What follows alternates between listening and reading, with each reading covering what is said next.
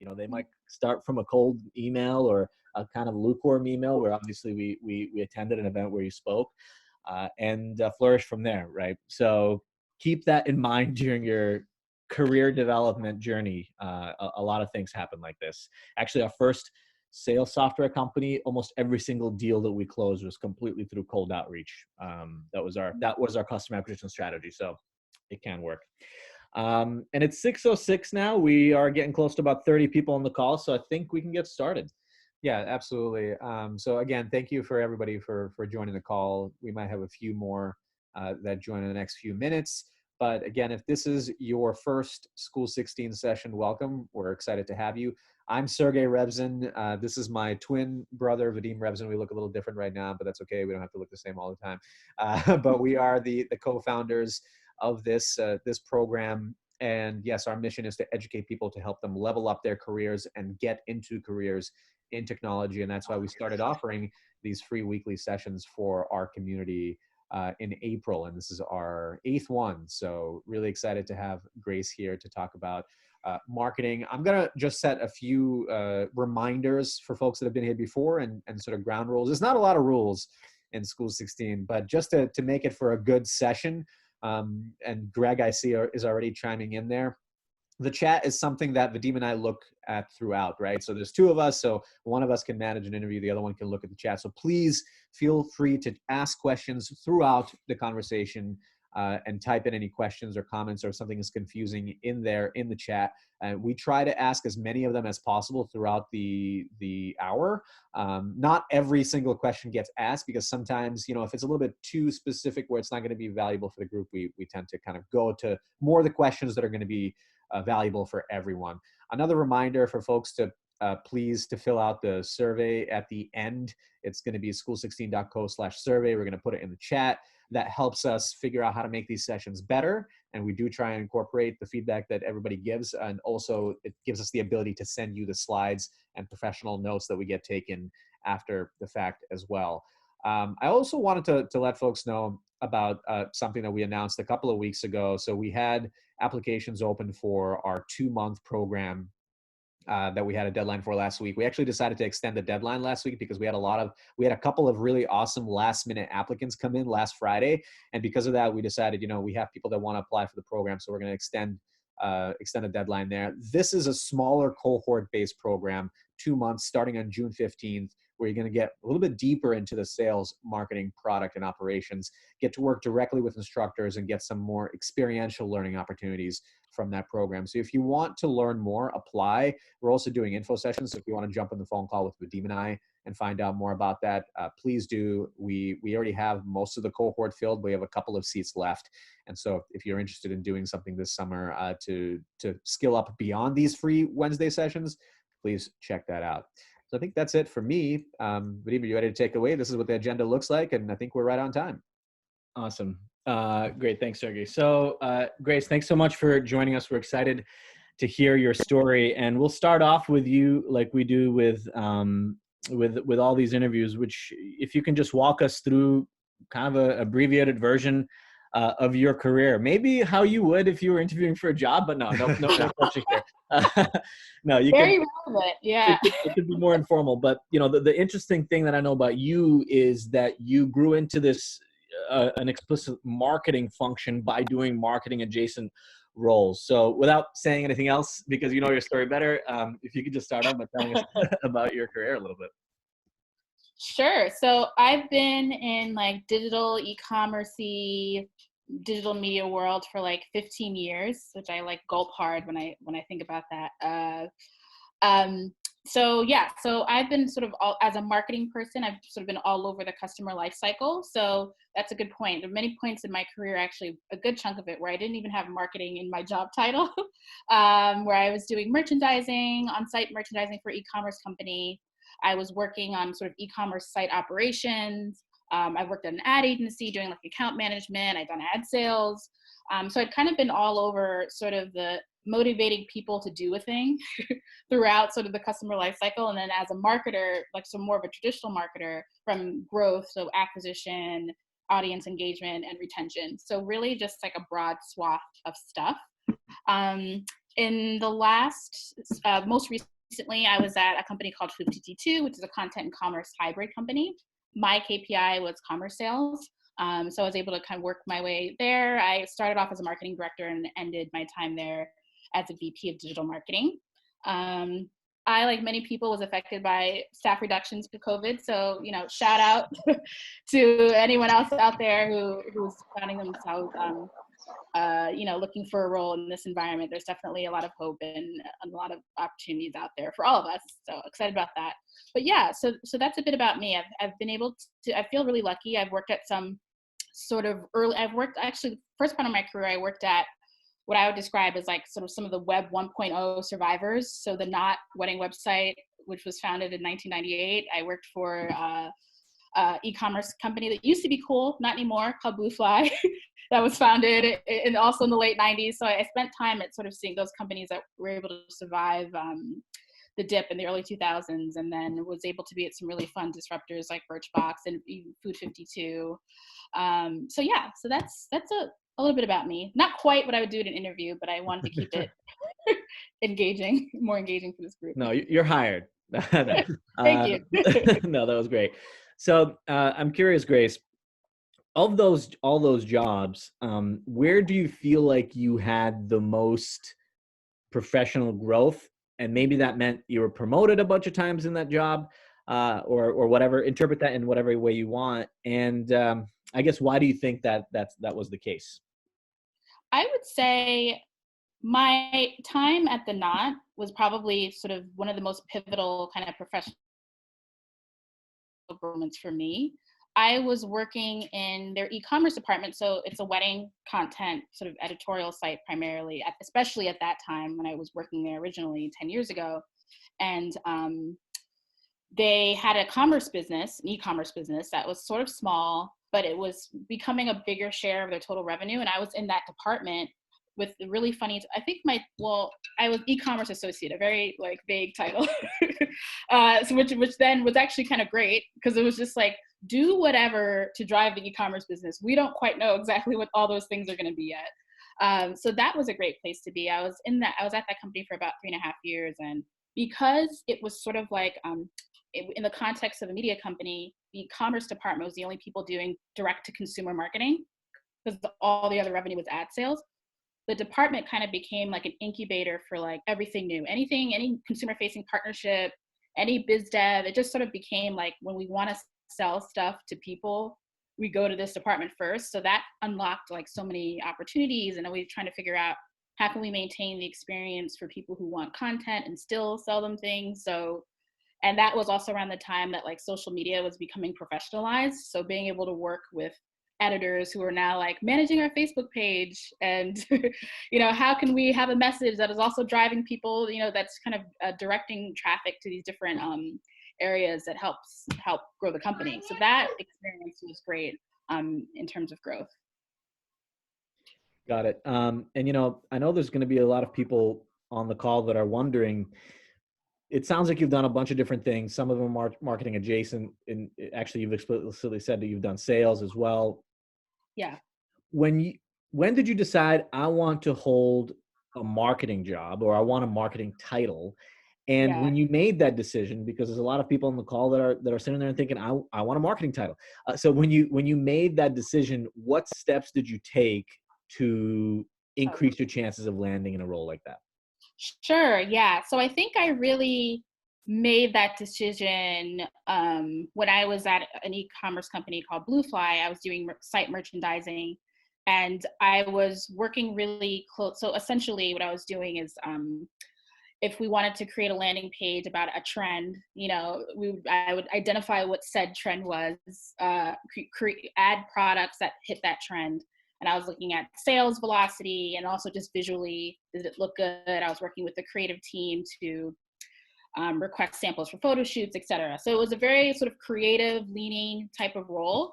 But I worked really closely with the marketing team, specifically the email team and our paid media team, because I was kind of like the incubator of like, okay, we're trying to, we need to make X amount of money. What collection should we drive to? What's like a fuzzy merchandising idea? So that's how I identified like, oh, I think I like that. part of it. That was felt a little bit more fun. Like, as much as it was fun to sort of create collections, I was like, I like thinking about audience and all these things. So I really just took every opportunity to just like embed myself with those folks as much as I could without like neglecting too much of my primary responsibilities. And also, I actually, interestingly enough, I attempted to get a marketing job in that role. It didn't work there, but it worked later at my next job. And the feedback that I got was, I had a really great relationship with the CMO there at the time. And he was like, we think you're fantastic. You're so creative. You just don't have enough analytical experience. And that we're really looking for that for this. It was an internal opening. So then that I took that feedback and then sort of was like, what about what I'm doing? Can I either use data more or more, or visualize more, or surface more how I am using data? Because I was using sales data to make my decisions. And even the selections of using image A versus image B, I am looking at how they're performing, but I'm not surfacing that. So that was like the beginning of like, okay, like establishing, let's do a post-mortem whenever we do a launch on the site. So it would like became a showcase a little bit for me to be like, hey, I do look at, I'm requesting creative, but I'm also looking at how it performs. And then that just kind of got me in a little closer with the marketing team. And that experience helped. I was able to take that experience to the next company and then get that role. Great. So you actually you started answering the question that I had in mind, which is how you used your other experience to then leverage experience to get a job in marketing. Sounds like that analytics background helped. What did you do then to be able to position yourself as someone that has some of that more analytical background? And how else did you position yourself to then be seen as by a potential employer as somebody that could succeed in a marketing role? Yeah, I think it helped that I was in that merchandising role. And like I'd mentioned before, like I was creating, so basically we would do like a seasonal launch and I was requesting tons of assets, reviewing them, making all these collections. And then I established this post-mortem where we all looked at performance. So I was able to use that as an anecdote, basically, when I was going to the Knot and wanting to get more of a marketing focused role. It was like, yeah, I didn't really have that job necessarily in title, but I was doing so many functions that I knew were very closely related to marketing and that were relevant. And it was also helpful that I was in e-commerce and I was transitioning to e-commerce too. So I think sometimes like if you're coming from a different function, if you've had some time embedded in that type of company, you can reference sort of like what are the concerns. So I had worked closely with the marketing team, so I knew what the concerns of the marketing managers were at the time. So I was able to kind of use that when I was interviewing for the next job, because I was like, oh, this is how I supported that team, XYZ, because I was able to kind of have that proximity to them. So I think that's helpful too. When you're you have at least that industry experience along with sort of those, applicable skills. No, that's actually really smart, because by knowing the concerns, what problems to surface or address, in your conversations and in the day-to-day. And it might sound trivial, but it's not. It's actually the most important thing. And it's something you can do during the interview process too, to prove your domain expertise. Yeah, absolutely. And the other interesting that you mentioned before we move on to the question I think that Sergey has is you leveraged your background and experience in e-commerce specifically as a jump off point, because that was already proven, right? You didn't have to start from scratch. You weren't starting from zero. Yeah, exactly. Yeah. And so given that, one of the things that you've talked about is that, marketing can mean so many different things depending on the company, depending on the stage, et cetera. How did you find out, what type of marketing you're best suited for, and how do you recommend people navigate that decision? That's an excellent question, because sometimes I even have trouble answering that now, even though I've been in marketing for a long time, because I think, so the example of when I was told you weren't analytical enough, I knew that I could be, but like the job I had wasn't asking that of me. It's sort of in the immediate, but then once that was identified, I was like, okay, I can learn that. And just the way that my own brain worked, I was like, numbers are sort of another way of telling a story, the way you tell a visual story, so I was able to kind of make that switch in my mind once I kind of made that connection. So I guess I learned something about myself, is that I could actually do both, because I could learn the other thing pretty proficiently. I think if you sort of had worked with me in the last 5 years, you'd probably say like I have a very strong data, like insights, performance sort of acumen. That I definitely built over time. And I got advice once when I was at the Knot. Somebody told me like, if you focus on revenue, you'll always have a job. So I was like, okay. So it was a little, I don't know how much of it is nature versus nurture there. So, you know, it's because part of it is like, I had a natural inclination to like storytelling and narrative, but I was able to realize that like, in order to sort of make that complete, I had to have like bone up more on the analytical side. And not only that, but like once I sort of got the basics in my brain, I was like, oh, this is actually not so hard. You know what I mean? It wasn't like when I was a kid and I thought I couldn't do math. I was like, turns out I can do math, you know? So but I guess in sort of understanding, I was able to, once I understood that I could do both, I really did look for roles where I could exercise both as much as possible. What were some of those like job titles that you were looking at that time to get that? Yeah, I was looking for ones that were a little bit, that weren't so specific. You know, I think specialization is just like, there's so much specialization in marketing and digital marketing specifically. And like now it's even more so, but I tried to look for the most kind of open-ended role I could find. So, so that I wouldn't be like too stuck in one thing, or environments where they needed that. You know, if somebody may just need just somebody who's more so an analyst, and that's great. You know, I actually at one point had analyst in my title. That was like one of these titles I had along the way.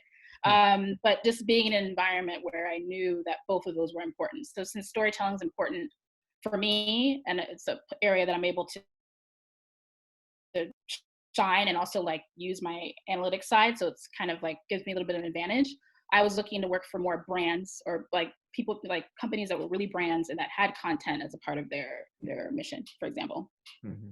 So do you think it was really an uphill battle though, before you got that first marketing title, to get people to even give you an interview early on? Yeah, it was a little, you had to be persistent.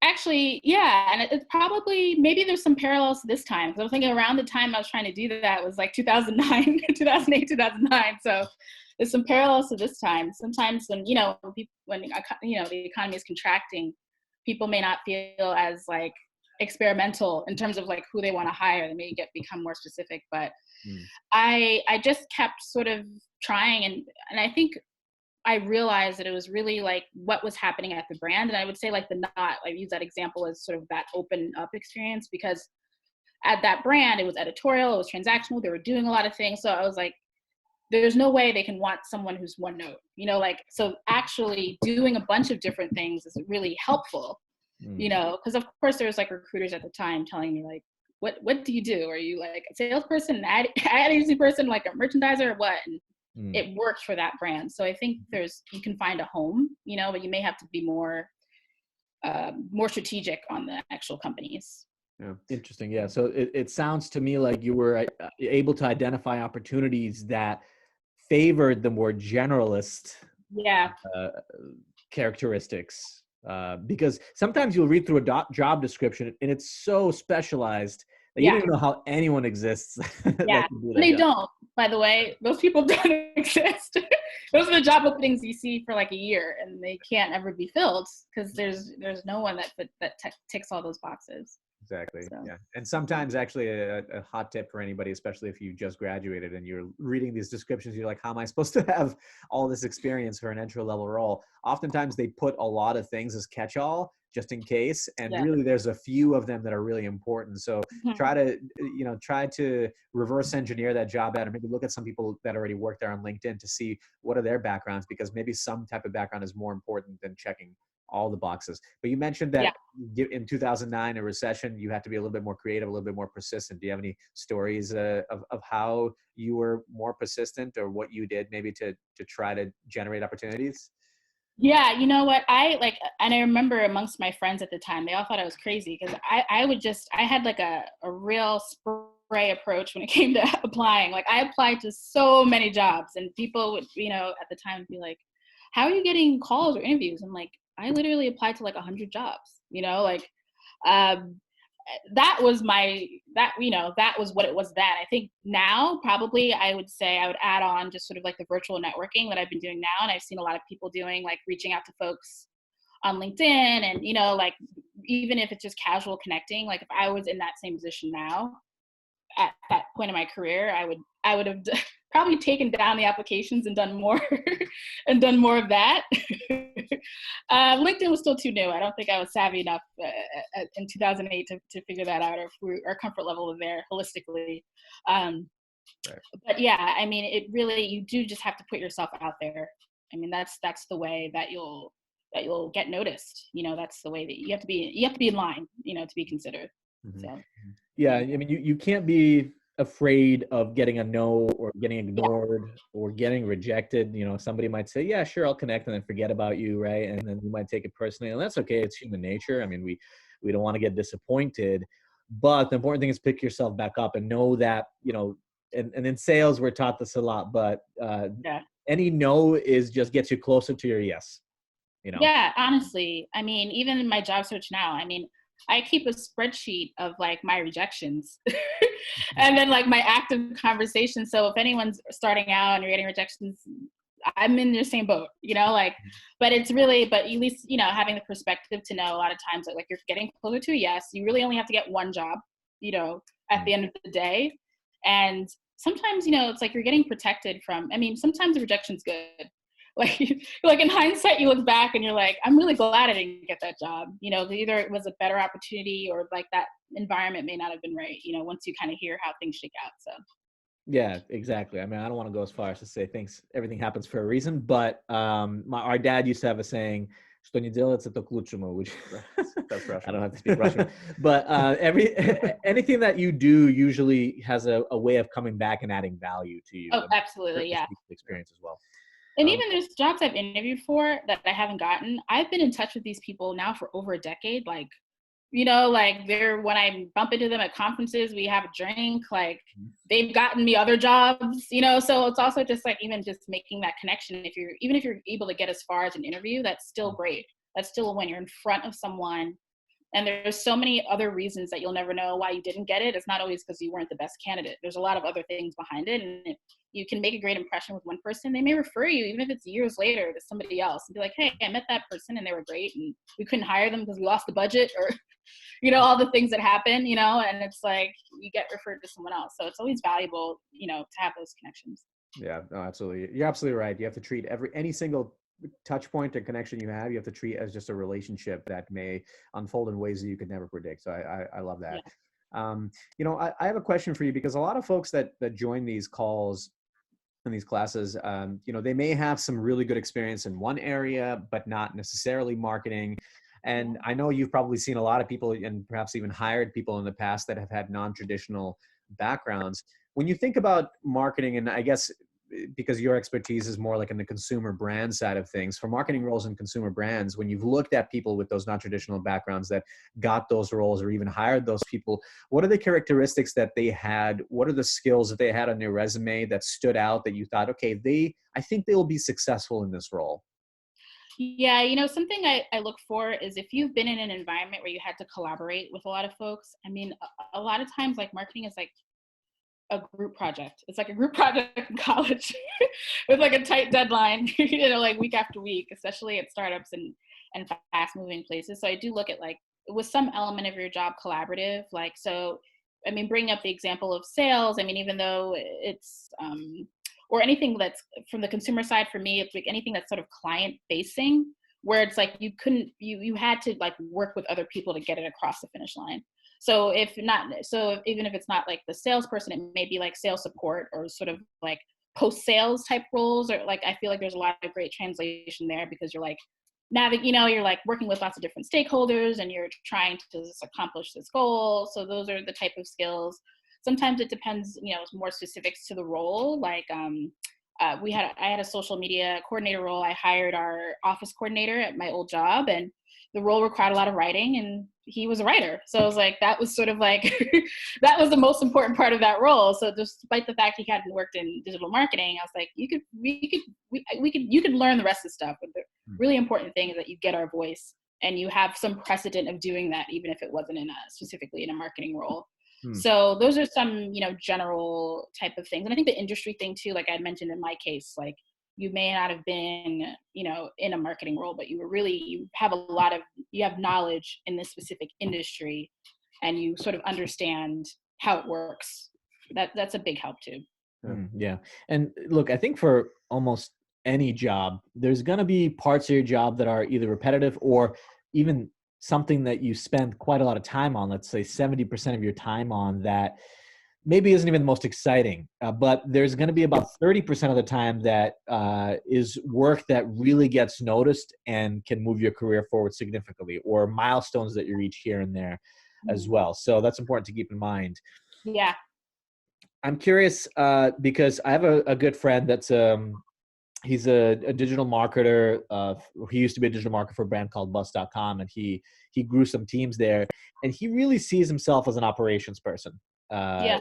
He loves creating process, and then hiring teams to execute in that process. And with marketing, a lot of times you're experimenting with a lot of things, and you're trying to capture channels that work, get rid of channels that don't, and optimize as you're going along.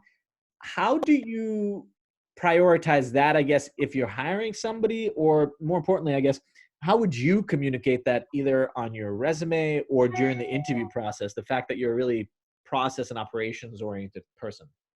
And do you think it's important? Yeah, I know. That's another, thank you for bringing that up. That's another really great skill that I think is super transferable.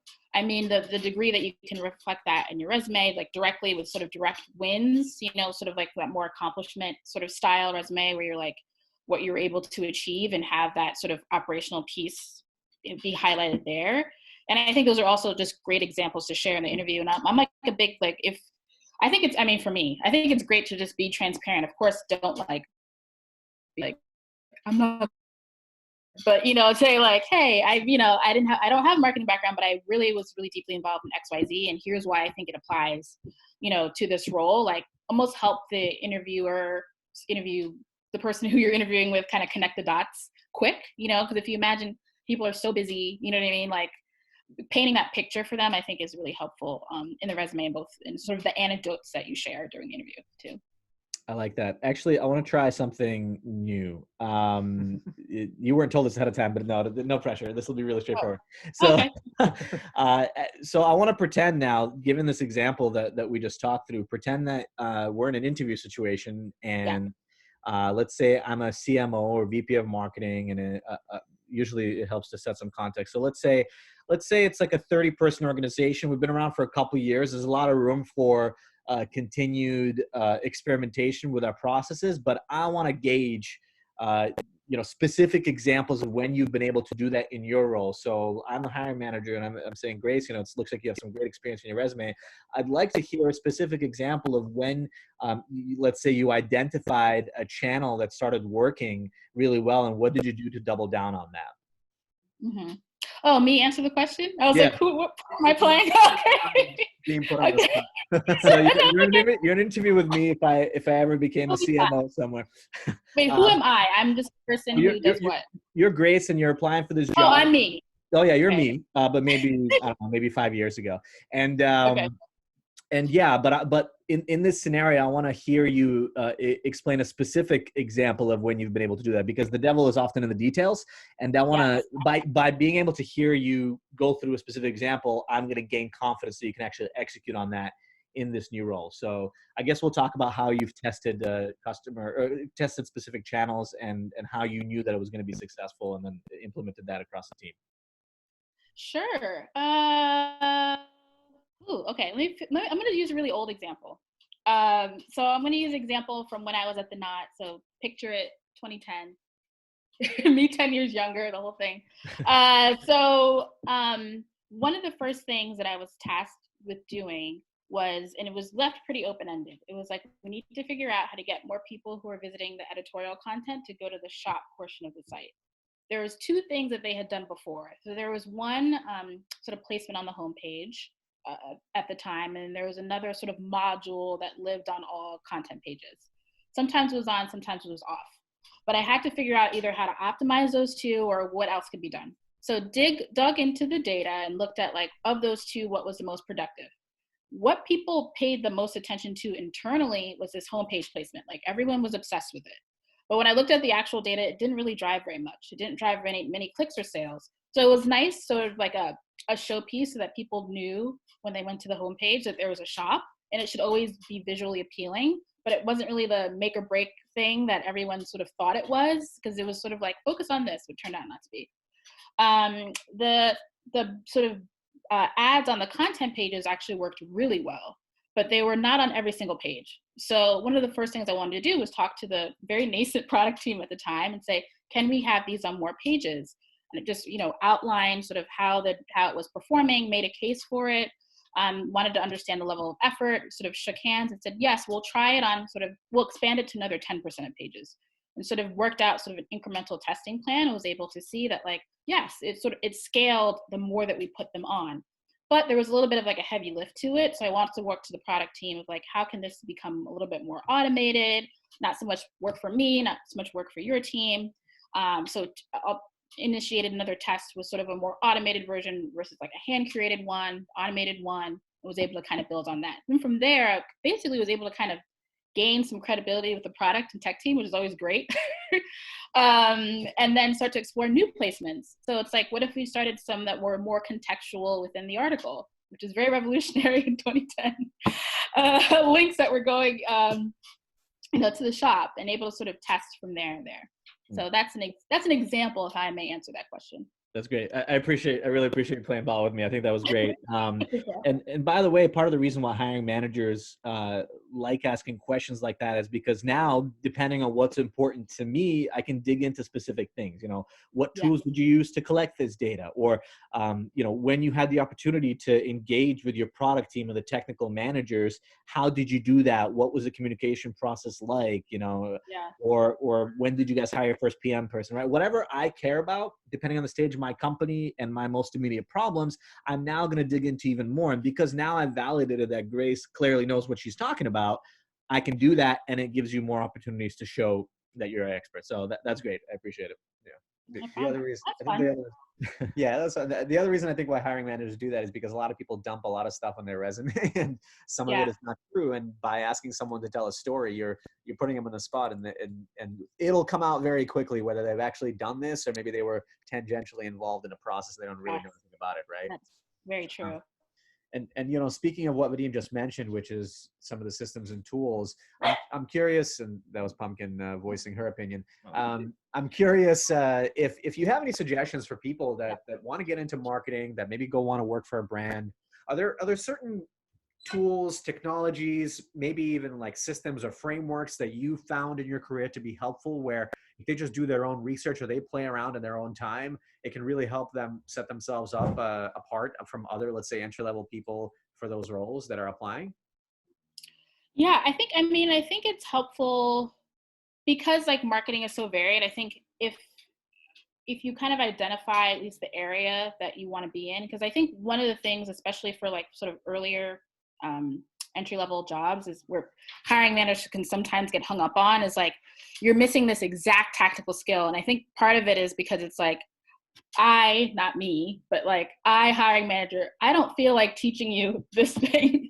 like I haven't done it in a while. Maybe I'm rusty at it. I don't want to have to teach you this thing. So I think if you can identify in general, like if you're like, I think that I'm interested in social media, for example, and maybe, working on acquisition and social media ads, the consumer experience pretty well, but there's like, most platforms have some kind of webinars or sort of like tutorials that you can just kind of get some of that tactical language. I think that that's helpful because like sometimes that just, it's actually in a weird way, it's like the simplest thing, but it's like the thing that may keep you from getting that entry-level job. If there's just someone literally who had been doing that, who'd been working directly, sort of managing Facebook ads for like a month, may, artificially have a leg up because you're like, oh great, that's like one thing I don't have time to like figure out. So I think if you can at least familiarize yourself with some bit of a function that you're targeting based on the job description, and just like, Google is a really sort of amazing tool in trying to like at least have some of that language when you're in the actual interview. Yeah, I love that. And you just gave a little bit of a sneak preview into the psychology of a hiring manager who's really literally is just trying to get their own problem solved. And if you can Yes. uncover what problem is really painful for them and convince them that you're going to solve it, you're going to get the job. Yes. Yeah. And you mentioned, let's say even just doing webinars or sitting in on tutorials. What are some of those maybe tools or technologies that you've become familiar with over the last couple of years where you see that and you're like, okay, this is a must-have for someone considering this role? Yeah, I mean, Google Analytics is just like huge. I think it's just sort of like a baseline. So many businesses use it, and also businesses of different sizes, because obviously there's a free product too.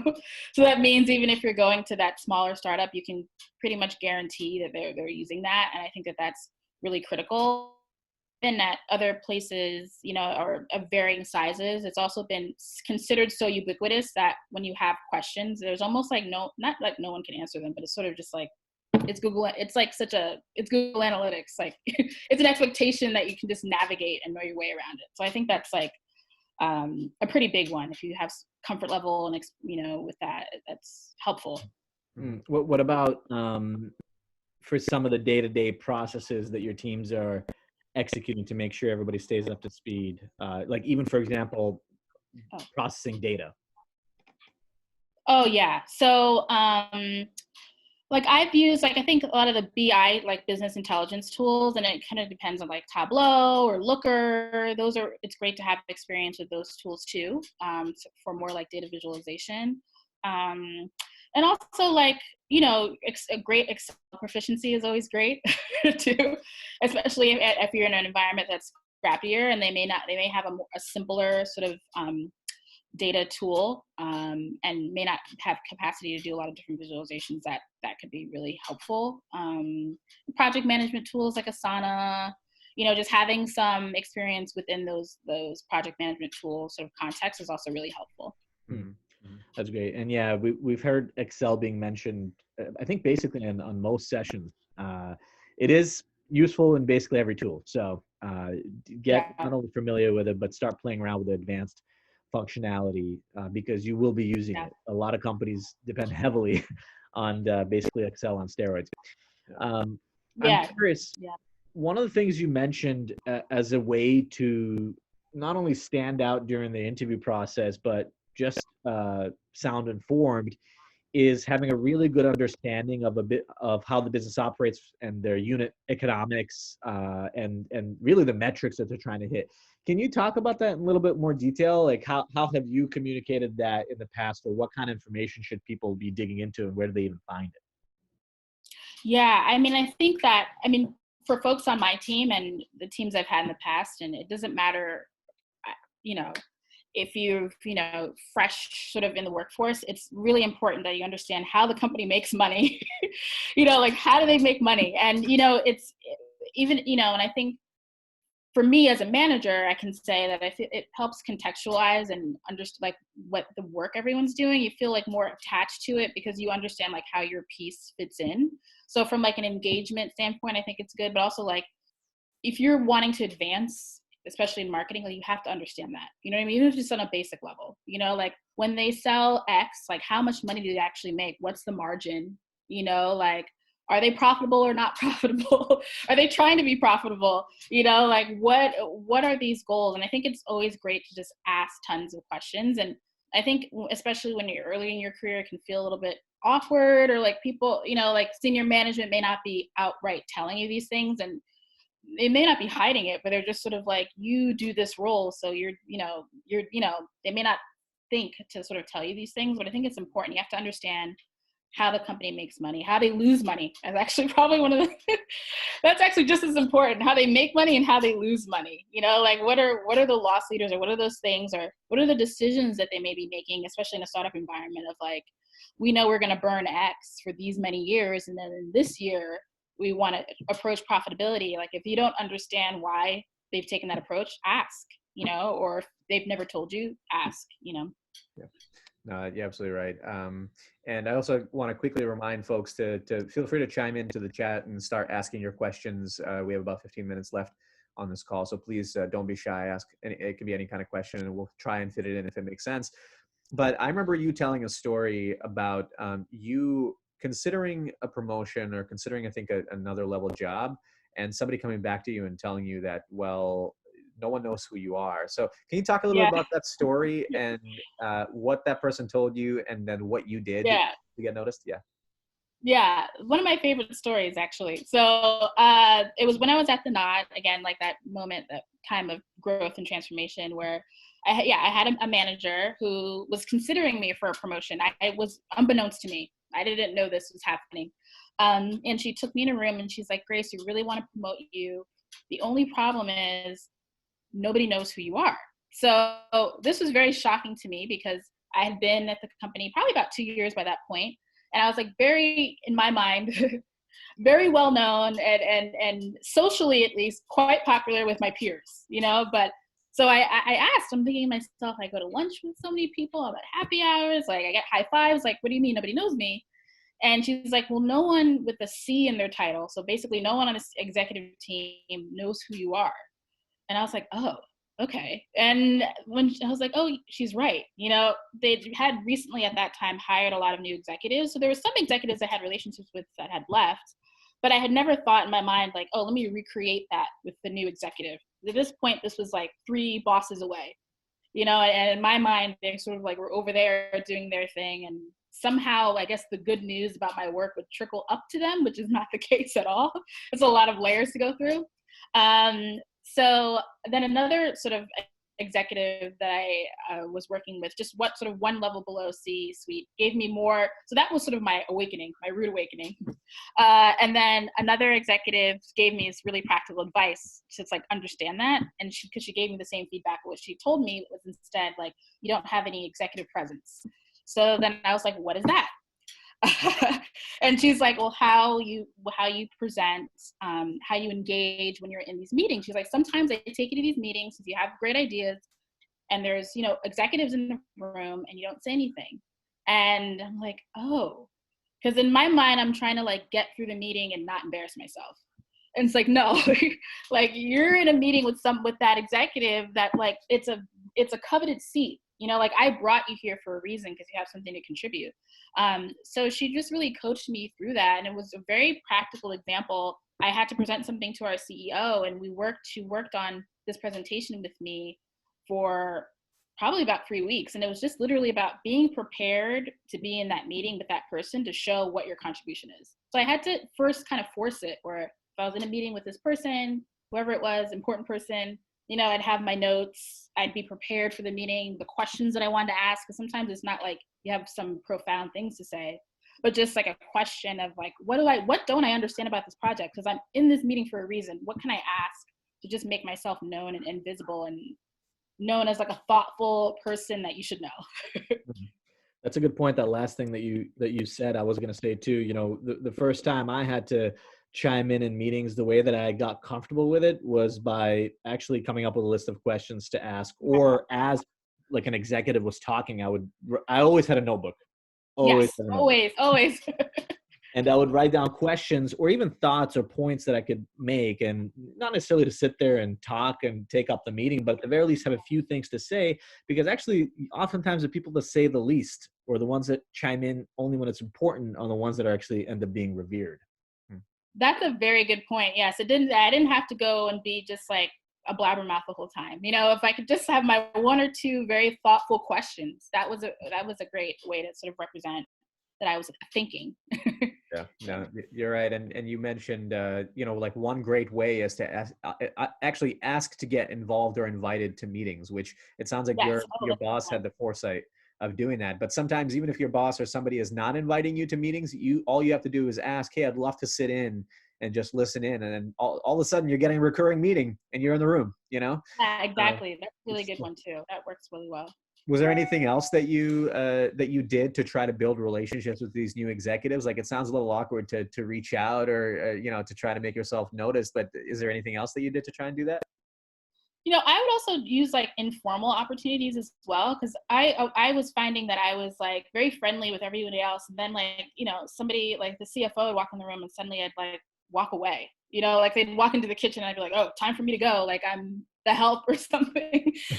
So I had to was like, no, they're like a person. I could say hello, good morning. And even if they literally have no idea who I am, they're like, okay, she says good morning to me when she sees me. Like not in like an awkward, cloying way, but if they're there, say hello. Or like, even if there's a team, I mean, when we're back in the physical world, like a team happy hour, you'll be surprised. Like the most senior people are kind of like sometimes kind of lonely at the bar because everyone doesn't want to like, embarrass themselves, in front of them. And, so just like using those opportunities just to say hi also helps too. They sort of recognize your face. And then when you're in the meeting, you ask your one question of the 20 that you wrote down. So that's another a great way too. Yeah, no, it happens slowly and progressively over time, and I think that's a really good point. Just make sure that you're being seen, even if it's for a minute, and don't be Yeah, to come up to somebody just because they're senior. exactly. Yeah. And you should treat everyone like that. Ideally, it's not just them. You're like kind and friendly to everyone, including them. I was like excluding them. Oh yeah, I mean, look, if you're only kind and friendly to the higher ups, you're actually going to be seen as an opportunist. Yeah, exactly. Yeah, that works against you. So don't I don't want anyone to take that advice. Yeah, that's true. Okay, I want to start addressing some of the questions that are coming up, and first we'll try to tackle Marco's question, which is a good one. Hopefully I understand it correctly, but I'll kind of paraphrase a little bit. But how would you approach a situation where you're asked during an interview for strong examples leading on digital performance or ROI optimization, I guess, so performance and optimization, but maybe you don't have really specific examples of that, right? So, so how would you handle that situation in an interview? I would try and think of the most applicable thing, like something that moved revenue for your company. So that's like where it comes in handy to really understand like how your current company makes money and how you contribute to that. So if it wasn't that, then like if you're more on the operational side, it could be like how you saved the company money through a project.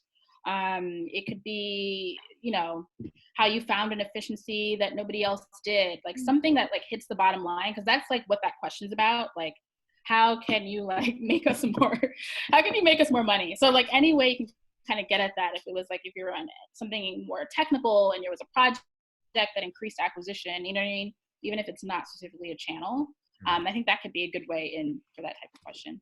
Yeah, I love that. I've done that actually many times in interviews where I take the question and I take a story from my experience and I sort of adjust it to fit the mold of the question. Like you may not have the exact example, but you might have something close enough, and you can kind of connect the dots for the person interviewing you, and oftentimes that'll be very satisfactory.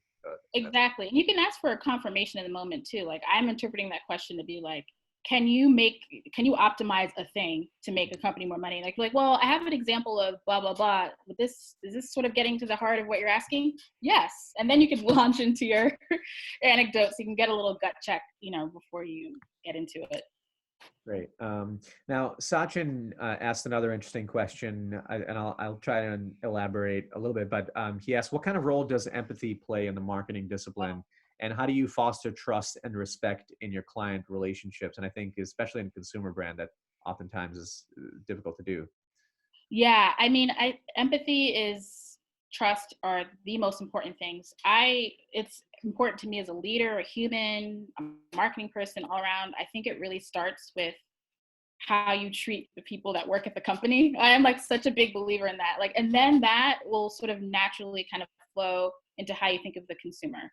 Like internal, external clients are the same. You know what I mean? So I think it's really hard to get to that storytelling heart externally if that culture doesn't exist. And even if it's just like, this is how I am, like this is how I treat the people I work with. This is how I engender trust with my colleagues.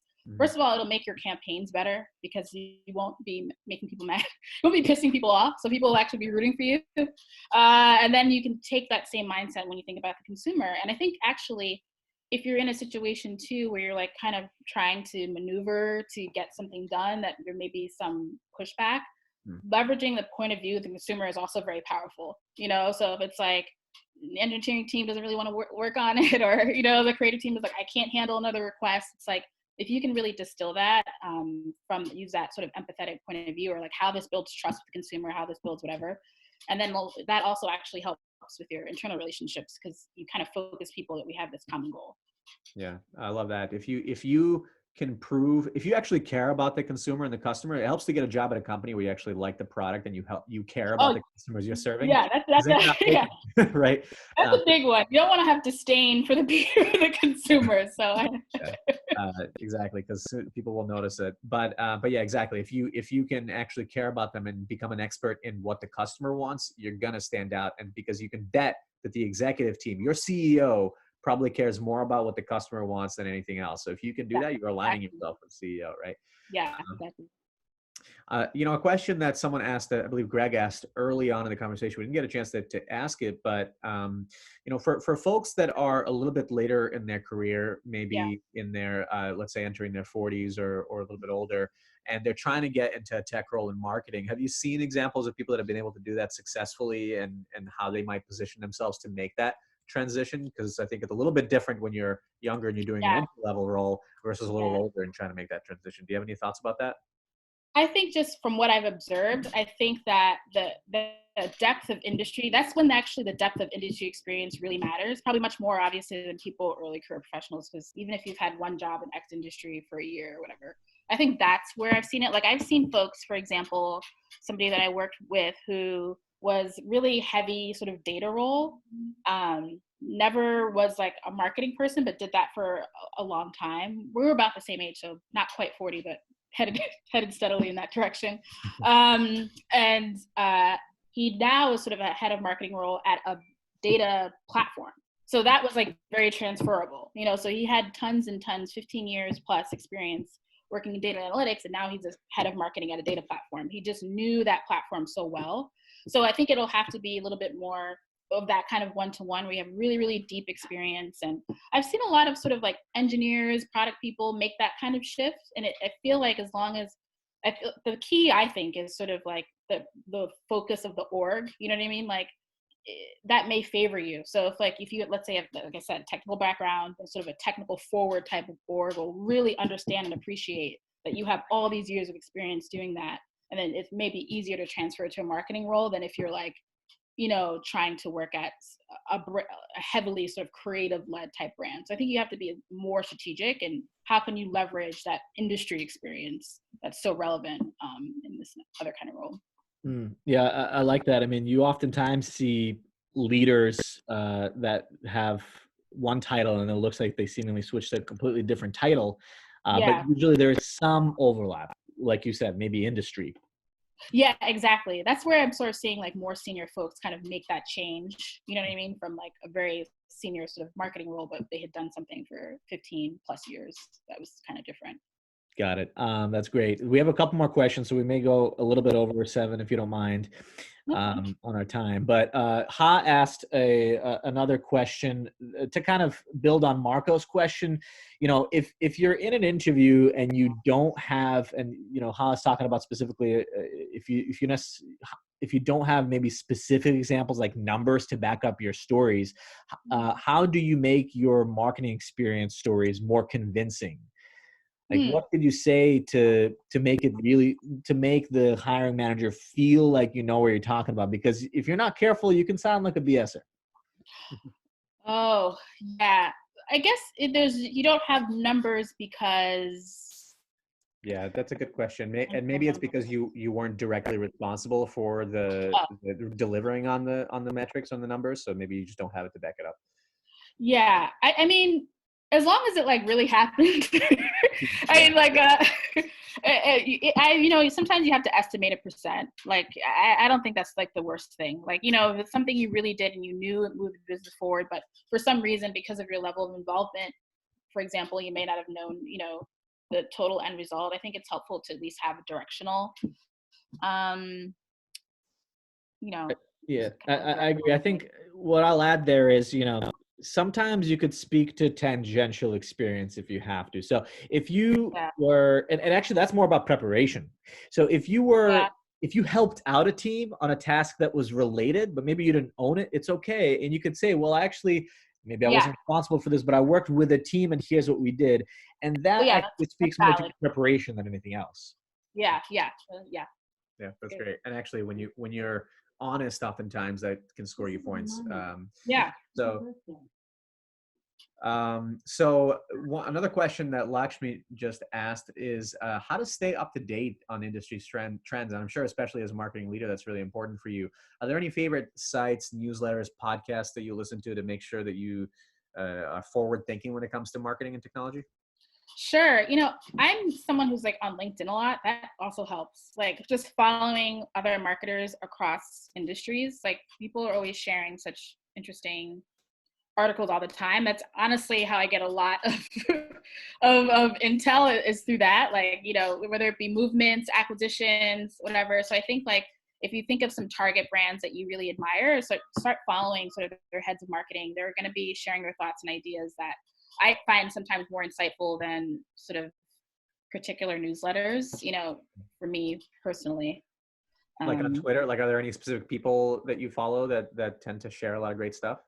Yeah, I actually, hold on one second. Mayur Gupta, I believe his name is. He's the CMO of Freshly. He's like super active on LinkedIn specifically, and is always like sharing a bunch of things. And I think his insight is really interesting.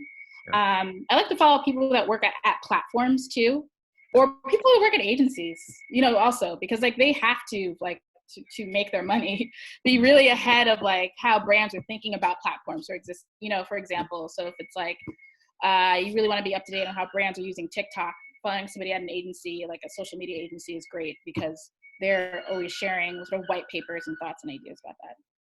Great. No, I love that. And actually you mentioned LinkedIn. Obviously you can follow people on Twitter, Instagram, LinkedIn, but LinkedIn happens to be a great platform to not only follow people who will specifically share business related things, obviously, because it's LinkedIn, but every time you like their post, every time you comment on their post, you are building a relationship with them.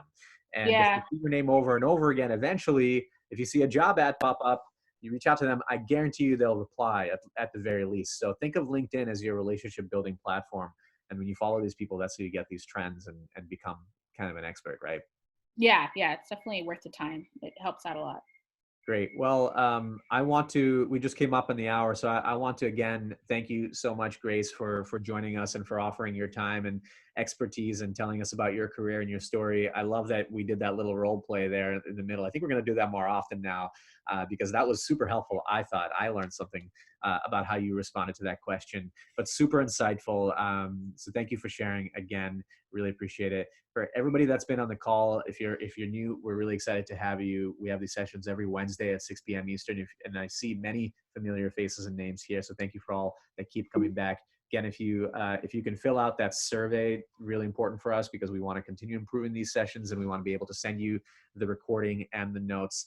And I'll really quickly again plug, we extended our deadline for that program. So if you're interested in learning more and build closer relationships with folks like Grace, hopefully maybe Grace, not to put you on the spot, but I might see if we can have you run a session in that program as well, because I think that would be really valuable for folks. And those are going to be smaller class sizes and more experiential learning. So check it out at school16.co/program. Grace, thank you so much. Really appreciate it. Thank you guys. This was fun. Thanks, guys. Have a great rest of your night. Thanks all. Thank you for everybody that joined today, and we'll see you next week. All right, goodbye. Thanks, everybody. Thanks, Grace.